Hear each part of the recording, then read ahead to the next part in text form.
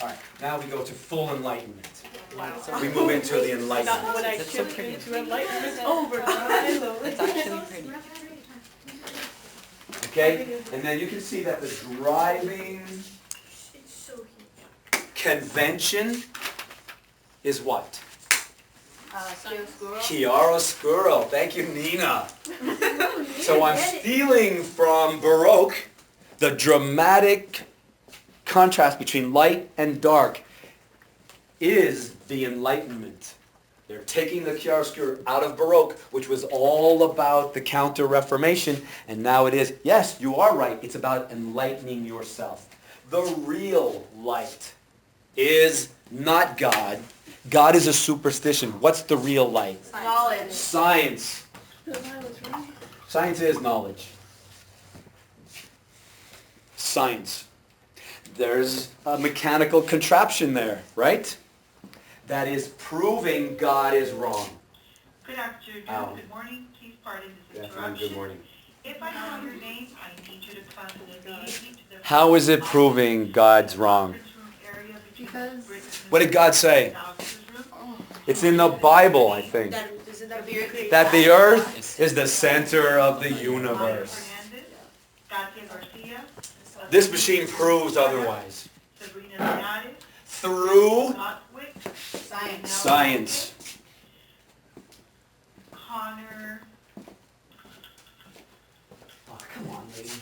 Palmaville, Alejandra Sanchez, Dalia Suri, Sofia Vasquez, Michelle Voigt, Rebecca Wagner, and David Young. If your name was called, please come up to the main office. Between Mr. Britton and Ms. Alvarez's room, there is a conference room. Also, a quick reminder that we will be having a faculty meeting this afternoon during lunchtime, teachers. Look, something else you've already learned. What's there? kids. Oh! Who's at the center? The children. Not God. The philosopher. A philosopher giving a lecture on the Orrery. That is the name of the mechanical contraption. Do we have to know that? Yes. Look at the title. Oh. A philosopher giving a lecture on the Orrery. That is the machine. What does the machine do? The light in the middle of the machine is the sun. These bands mimic the orbits of the planets. And they spin all around, this way and this way. It's a gaslight. And everybody's fascinated by what's happening. Because knowledge is power, and it's fascinating. If you look at the audience that's around, there's everybody represented. There's a middle-aged woman. Of course, there are two male children, completely fascinated, with their faces well lit by the light of science.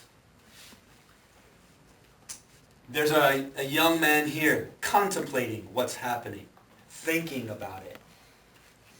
There's another man with his eyes fixed on the lecturer, entranced by what the guy is saying.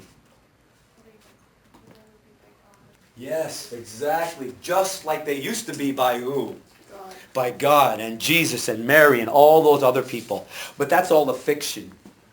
This can be proven. It's real. You don't have to have faith. It can all be proven. Yes. But wouldn't you get persecuted for believing this? Would you get persecuted? Yeah. There's too many people now believing it. This is the Enlightenment. This is science. And what is science all about? The true scientific method? Yeah, well, we did the science. Do we know what the scientific method is?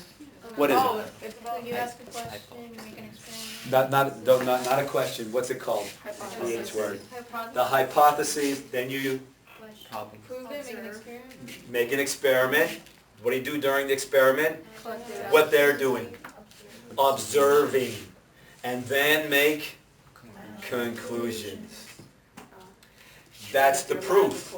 right? That's called the scientific method, that you have a hypothesis. That's usually a question, right? And then you have an experiment. You experiment to prove it. Then you observe what's happening, and you make conclusions based on that observation. So there's validity and reliability to it. That's what they're doing. They're observing this happening. You cannot object to the conclusions because they're proven right here. Science is also rational. It's not irrational, like a belief in God. God cannot be proven to exist. These things can be proven to exist.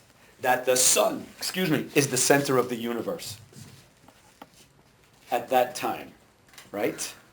We know a little different now, but the sun is the center, and everything revolves around that sun. That's not the way the Bible says it. So you can't argue with it. That's why people have to start to accept it. You can't argue with it.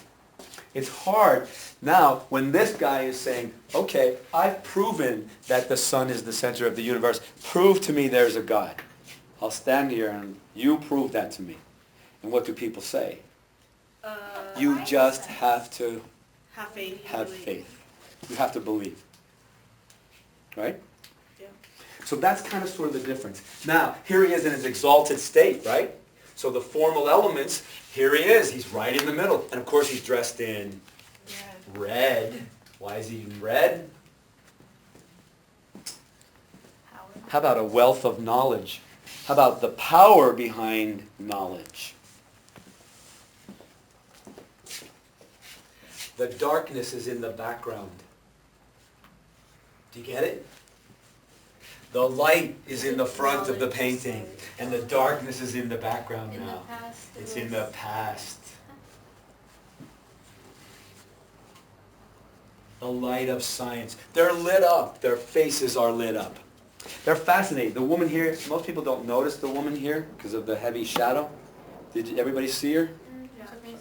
Yeah, her face is really well lit. And this guy is taking notes, which is part of the scientific method as well, right? So that's the Enlightenment. There are figures that are very popular at this time. One man in particular who I think, a lot of people believe that that Joseph Wright of Derby, who is obviously the painter, based this person on Isaac Newton. The Age of Enlightenment is also called the Age of Voltaire. This man is one of the individuals responsible for the spread of the Enlightenment. I'm sorry? We read Candide. You read Candide? Oh, yeah. Yeah, Candide takes on the church, the hypocrisy of the church, right? Yeah. And the hypocrisy of the aristocrats. And the dream of believing in something that doesn't exist, right? Mm-hmm. El Dorado, right? Who did you read Candide with? Well, we read it over the summer, but we didn't really do anything about it. Oh. Because yeah, the reading teacher. It actually exemplifies the whole Enlightenment. Candide, it means candid, searching for the truth. And he's looking for this magical city that doesn't really exist. And he believes in beauty, right? Yeah. Cunegonda. Yeah. Oh my God, he knows it. I taught it for 12 years. All right. All of that is sort of exemplified in painting as well. It's going on in literature, as you see from Candide, but Voltaire is sometimes, the Age of Enlightenment is called the Age of Voltaire because he is really responsible for it. All right? I think we got it, yeah? Yeah. That's it. Any questions? I feel pretty enlightened. Oh, it's so pretty. Me.